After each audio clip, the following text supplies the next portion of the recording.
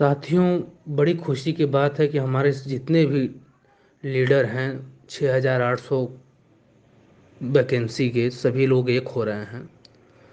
लेकिन कल देर रात तक राहुल मौर्य का एक पोस्ट आता है जिसमें वो लिखते हैं कि अगर दम है तो एक डेट रखो मुख्यमंत्री का आवाज़ घेरने का। बोलो ना अपने अब्बा से, मीटिंग करने से कुछ नहीं होगा, 30 को लखनऊ में सिर्फ ढोंग होगा। और विजय यादव किसके अब्बा हैं यार? राहुल मौर्य एक पढ़े लिखे इंसान हो, इस तरह का तुम व्यक्तिगत जो बयान दे रहे हो, कहीं ना कहीं यह आपकी संकीर्ण मानसिकता को प्रदर्शित कर रहा है। दूसरा पोस्ट उनका आता है कि मुख्यमंत्री का घेराव किए बिना कुछ नहीं होगा। बोलो ना टोपा से, जो 6800 लोग जब उस पर भरोसा किए हो, या हिम्मत नहीं है चमचो। आपकी ये भड़ास ये बता रही है कि विजय यादव ने रामदयाल लोधी रमा दीदी का अकाउंट जारी करके कहीं ना कहीं आपके पेट पे लात मारने का काम किया है, जो आपने लूटने का काम किया था। और का व्यक्तिगत लड़ाई आपकी विजय से क्या है? विजय यादव ने आपका जाके आजमगढ़ में मकान कब्जा कर लिया है, सिर्फ आपकी दुकानदारी बंद कर दिया। जो इसके पहले मैं भी आपको राहुल मौर्य जी सहयोग किया हूँ संदीप दीक्षित के नाम पे। लेकिन आप इस तरह का जो व्यक्तिगत बयान दे रहे हैं, जहाँ पर लोगों को जुड़ने की बात की जा रही है, आप किस सबको चमचा बोल रहे हैं, आप पूरे 6800 परिवार की विचारधाराओं को आहत पहुंचा रहे हैं, और विजय यादव को सबको अब्बा बोल रहे हैं। ये तरीका सही नहीं है। मैंने राहुल मौर्य के बारे में कल एक पोस्ट डाला कि सब जुड़ जाएंगे, राहुल मौर्य नहीं जुड़ेगा। एक मौर्य जी हैं कि यादव जी अपना आप लैंग्वेज सुधार लीजिए। सच्चाई है जो मैं जान रहा हूँ, राहुल मौर्य का चयन आंसर की में हो रहा है। भगवान करे उनका चयन हो, मेहनत किया है इंसान ने। लेकिन इस तरह का जो व्यक्तिगत बयान आप दे रहे हैं, ये सराहनीय नहीं है। और रही बात मुख्यमंत्री आवाज़ घेरने की, हम पहली पंक्ति में खड़ा रहेंगे, लेकिन इस तार्किक बातों को आप समझिए। मुख्यमंत्री का आवाज़ घेरने के लिए मैं थोड़ा सा भी पीछे नहीं हट रहा हूँ। लेकिन जो विजय यादव ने अनुप्रिया दीदी के आवाज़ को घेरने की बात किया था, वो कहीं ना कहीं से गलत नहीं था, कहीं से भी गलत नहीं था। क्योंकि मुख्यमंत्री का आप आवाज़ घेरने जाएंगे, ठीक है, हम लोग सफल हो गए, मुख्यमंत्री का आवाज़ घेर लिए। वहीं विजय किरण आनंद, प्रदीप बघेल को बुलाया जाएगा, बाबा जी कहेंगे क्या मैटर है जी, इसको देखो। वो तुरंत कहेंगे सर सिंगल बेंच का आदेश आया, मैं उसी के आदेश पे आगे बढ़ रहा हूँ, मैं रिविजिट कर रहा हूँ। मुख्यमंत्री को घेरने से पूरे 6800 परिवार का भला नहीं होगा, जब तक आप अनुप्रिया पटेल को नहीं घेरेंगे। क्योंकि अनुप्रिया पटेल, मैं इस समय सरकार की सहयोगी पार्टी की इतनी बड़ी नेता हैं। मैं तो ये नहीं कर रहा हूँ कि आप संजय निषाद जी को घेरो, प्रवीण निषाद जी को, निषाद पार्टी वाली घेरो, क्योंकि वहाँ से हमारी बातें नहीं सुनी जाएंगी। अनुप्रिया पटेल एक ऐसी नेता हैं कि जब गुजरात में भी चुनाव होते हैं विधानसभा के, तो वहाँ पर भी उनको बुलाया जाता है, क्योंकि हमारे पिछड़े समुदाय के सबसे ज़्यादा वोट पटीदार, जिनको पटेलों को वहाँ पर पटीदार के लोग से जाना जाता है, सबसे ज़्यादा वोट है, वहाँ प्रचार करने जाती हैं। अगर अनुप्रिया पटेल जी पूरी मन से, पूरी शिद्दत से लग जाएंगी, क्योंकि अनुप्रिया पटेल का बात लखनऊ तक सीमित नहीं रहेगा। अनुप्रिया पटेल जेपी नड्डा, माननीय गृह मंत्री, सभी लोगों से बातचीत करती हैं। अगर वो लग जाएंगी मन से, पूरे शिद्दत से, कि नहीं, बिना 6800 का आप निस्तारण किए हुए आप लोकसभा के चुनाव में नहीं जा सकते। जिस तरह से बच्चे हमको घेर रहे हैं, बहुत मुश्किल है ये चुनाव निकल पाना। तुरंत ऊपर से आदेश आया। और ये आप मत भूलिए कि जो 6800 की लिस्ट आई हुई थी, इसमें दिल्ली के नेताओं का सहयोग नहीं था, पूर्ण सहयोग था। जिस प्रकार से आप अमित शाह को घेरा गया था रैली में, जेपी नड्डा को घेरा गया था। इसलिए जितनी ही पूरी शिद्दत से आप मुख्यमंत्री का घेराव की बात कर रहे हैं, उतनी ही शिद्दत से बहन अनुप्रिया पटेल को घेरा जाए।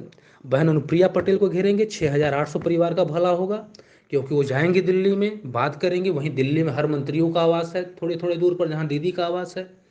अगर मैं थोड़ा सा भी गलत बोल रहा हूँ तो 2 जुलाई को बहन अनुप्रिया पटेल के पिताजी डॉक्टर सोनेलाल पटेल जी का जन्म दिवस मनाया जाएगा लखनऊ में। आप जाकर देखिएगा, जो लखनऊ के हमारे साथियों की भारतीय जनता पार्टी के कितने बड़े बड़े नेता उनके मंच पर रहेंगे, यहाँ तक योगी बाबा भी रहेंगे। इसलिए अनुप्रिया पटेल को अगर आप इग्नोर करके सिर्फ अपना सोच रहे हैं कि मुख्यमंत्री से काम हो जाए, तो ठीक है, वहाँ भी हम ये नहीं कह रहे हैं कि नहीं मुख्यमंत्री का आवास का घेराव नहीं हो। लेकिन अधिकारी जाएंगे, सिर्फ इतना ही कह के आएंगे, सर सिंगल बेंच का आदेश आया, मैं उसी के आदेश पे आगे बढ़ रहा हूँ। थोड़ा अभी ट्रांसफ़र वाली बातें चल रही थी, 7 जुलाई को आंसर की वाला मुद्दा लगा हुआ है, उसको देखकर मैं आगे कदम बढ़ाऊंगा। और रिविजिट से ये आप जान लीजिएगा कि मेरे 6,800 परिवार का भला नहीं होगा, कुछ न कुछ मेरे साथी छूट जाएंगे। मेरा भी अच्छा गुणांक है, ऐसी बात नहीं है, लेकिन मैं कभी भी रिविजिट के साथ नहीं हूँ। मैं जानता हूँ कि जो रिविजिट से होगा मेरे कुछ न कुछ साथी छूट जाएंगे। जैसे ही सिंगल बेंच से मेरी 6800 की लिस्ट क्वेस्ट हुई थी, मेरे जो साथी आत्महत्या कर लिए थे, वो मंजर दोबारा ना हम लोगों के सामने आए। इसलिए बहन अनुप्रिया पटेल को घेरना और साथ में मुख्यमंत्री को भी घेरा जाए, तभी सभी लोगों का भला हो पाएगा। अन्यथा फिर जैसे सब लोग चल रहे हैं भाई, चलते रहिए। और हमारी बात सिर्फ उन्हीं लोगों को समझ में आएगी जिनके शरीर के ऊपरी भाग में दिमाग है, बुद्धि है, विवेक है। जिनके शरीर के ऊपरी भाग में गोबर भरा हुआ है, वो इन किन प्रकार इन कई प्रकार की टिप्पणियाँ करेंगे, तुम गलत बोल रही हो, बोल रहे हो, वो बोल रहे हो, ऐसे है वैसे हैं। ठीक है, तो इसलिए अनुप्रिया पटेल को इग्नोर नहीं किया जा सकता। आप जाइएगा, देखिएगा, जो 2 जुलाई को उनके पिताजी का जन्म दिवस मनाया जाएगा, वही लखनऊ की धरती पर मनाया जाएगा। देखिएगा कितने भारतीय जनता पार्टी की जो वरिष्ठ नेता हैं उनके मंच पे रहेंगे। अगर अनुप्रिया पटेल जी को घेरेंगे तो पूरे वहाँ से दबाव आएगा दिल्ली से कि नहीं, ये तुरंत इसको निस्तारित करो, 6,800 जितने भी लोग हैं सबको नियुक्ति पत्र दिया जाए। बिना इसको निस्तारित किए, और ये समय सिर्फ अक्टूबर तक का आपके पास है, और ये मुख्यमंत्री जी को भी घेरा जाए और एटीआरई पर मजबूती से लड़ा जाए। और ये संजय भसीन CSC रणविजय से काम नहीं चलेगा। जब तक अजय मिश्रा जी एडवोकेट जनरल नहीं आएंगे कोर्ट में और एटीआरई को बचाएं। और सरकार कितना आपके साथ है आप अच्छी तरह से समझ रहे होंगे, इसी तो आत्मचिंतन करके देखिएगा। 13 मार्च को लिस्ट पेश हुई, उसमें सिर्फ हमारी ही हार नहीं थी, सरकार की भी हार थी। सरकार अगर आपके साथ होती तो 13 मार्च को लिस्ट पेश हुई थी, 13 अप्रैल तक हर हाल में जाकर डबल बेंच पे पैरवी करती कि नहीं, ये लिस्ट को बचाना है सर। आपने जो सिंगल बेंच का डिसीजन आया है, ये बेसिक की नियमावली 1981 और आरक्षण अधिनियम 1994 के जस्ट अपोजिट है। लेकिन जाकर क्या बोल रहे हैं संजय भसीन जी कि सर, जो राजन राय जी के बेंच में, कि सर जो सिंगल बेंच का ऑर्डर आया है मैं उसके आधार पे आगे बढ़ना चाह रहा हूँ। तो आप समझिए, आत्मचिंतन करिए कि सरकार आपके कितना साथ है।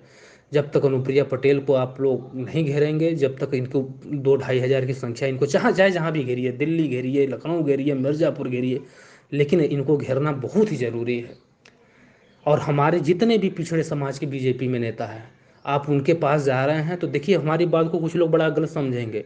जितने भी पिछड़े समाज के नेता हैं ऊपर से उठा लीजिए, चाहे मैं यादव ही से शुरू करता हूँ, गिरीश चंद्र यादव हो, दिनेश लाल यादव निरहुआ हो, भूपेंद्र यादव हो, चाहे आपके रमाशंकर पटेल जी हों, चाहे अनिल राजभर हों, हाँ, जितने भी बीजेपी, स्वतंत्र देव जी हों, ये आज आप केशव प्रसाद मौर्य हैं, ये पूरी मजबूती से आपकी बात वहाँ नहीं रख पाएंगे, क्योंकि इनको माप तौल कर कहा जाता है कि आपको इतना ही बोलना है। जितने सहयोगी पार्टी के लोग हैं अगर उनसे दबाव बनाएंगे, क्योंकि वो स्वतंत्र हैं।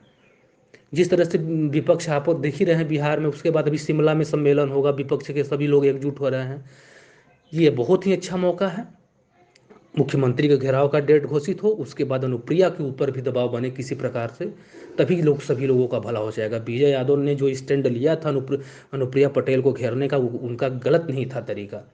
मैं जानता हूँ उस धरने में कुछ ऐसे लोग भी आए थे जिनका विजय यादव के विचारधारा नहीं मिलता, लेकिन वो अपनी व्यक्तिगत लड़ाई के लिए आए थे। इसलिए सभी लोग, सभी जो हमारे तथाकथित अगुवाकार हैं टीम को, सभी लोगों से मेरा निवेदन है कि एकजुट होकर और भरसक प्रयास किया जाए, जिससे मेरे सभी लोगों का चयन हो सके, 6,800 लोगों का रिविजिट होगा। हमसे जो नीचे गुणांक वाले लोग हैं वो भी फूले नहीं समा रहे हैं कि मेरा तो चयन हो जाएगा। मेरा भी 66-25 गुणांक है, मैं लिस्ट में 1371 नंबर पर हूँ। लेकिन हमें थोड़ा सा, क्योंकि इन अधिकारियों के मुंह में 2 जबान होती है, कब क्या होगा, और जो भी होना होगा ये आंसर के मुद्दे पर एक बार होगा और आरक्षण मुद्दे पर एक बार होगा, और किसी को कुछ नहीं पता है कि कितनी सीट मिल रही है। इसलिए जितना भी 17 जुलाई से पहले आप दबाव बना सकते हैं सभी लोगों पर, माननीय मुख्यमंत्री जी पर और बहन अनुप्रिया पटेल पर, बहुत ही, अगर जिनको ये लग रहा है कि अनुप्रिया पटेल को घेरने से कुछ नहीं होगा, अनुप्रिया पटेल को घेरने ही से सब कुछ होगा। क्योंकि जितने भी सहयोगी पार्टी हैं, बीजेपी उनको नाराज़ नहीं करना चाह रही है। इस दौर में पूरी बात उनकी सुनी जाएगी और पूरी तरह से दिल्ली से दबाव। और आप लोग जाइएगा, जब लिस्ट आई थी तो उससे पहले की जो संघर्ष हुआ था आप देखिएगा, दिल्ली का भी इसमें हस्तक्षेप था कि नहीं, इनका जल्द से जल्द मामला सुलझाया जाए। इसलिए दिल्ली से जब दबाव आएगा बाबा जी पर, तभी कुछ हो पाएगा। बहुत बहुत धन्यवाद साथियों। अगर हमारी बात किसी को बुरा लगेगी तो क्षमा करिएगा, लेकिन कोई टीका टिप्पणी मत करिएगा।